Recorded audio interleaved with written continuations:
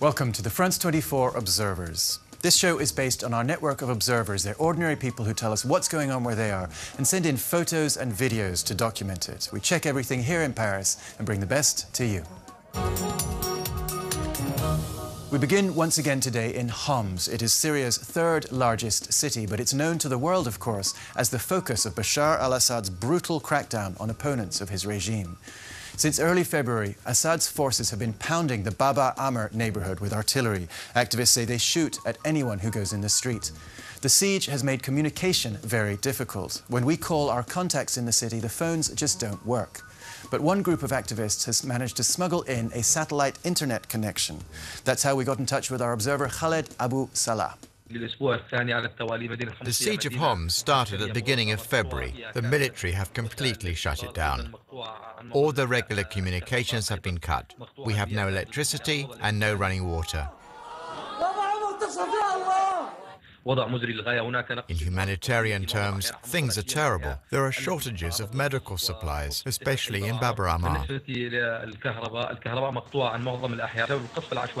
Electricity is out because of the massive shelling of the neighborhood. It's not just residential buildings that have been hit, but power stations too. There's a handful of young activists now who are filming what's going on in the different neighborhoods, especially here in Bab Amr. Two of them have been wounded in the siege, though. They're being treated for their injuries. So there are fewer and fewer cameras on the street.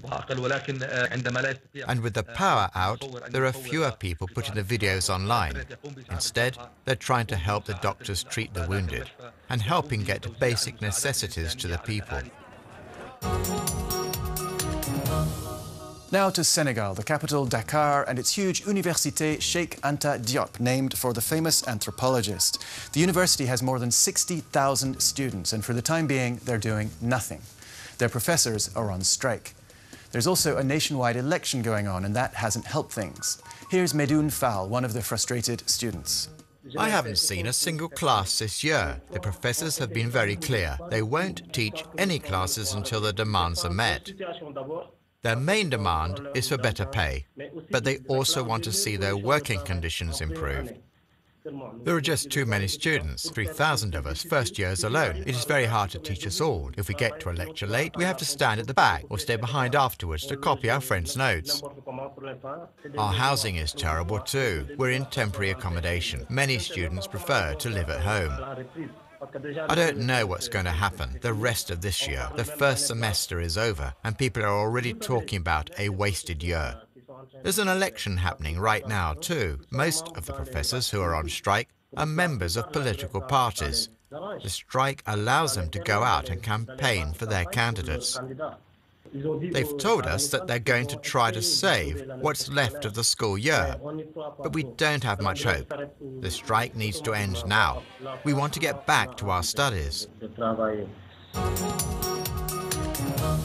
Now for our weekly roundup of the best images and stories sent in by our observers. First up, Johannesburg and a, quote, miniskirt march to draw attention to sexual violence against women.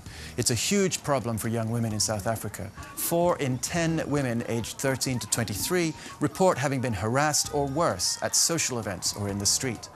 In one recent incident, 2 women were taunted and groped by a group of 60 men at a taxi stand.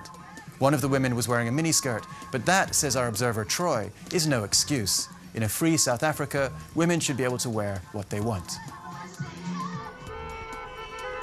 Our last stop is Moscow, where protests against Prime Minister Vladimir Putin are going into overdrive.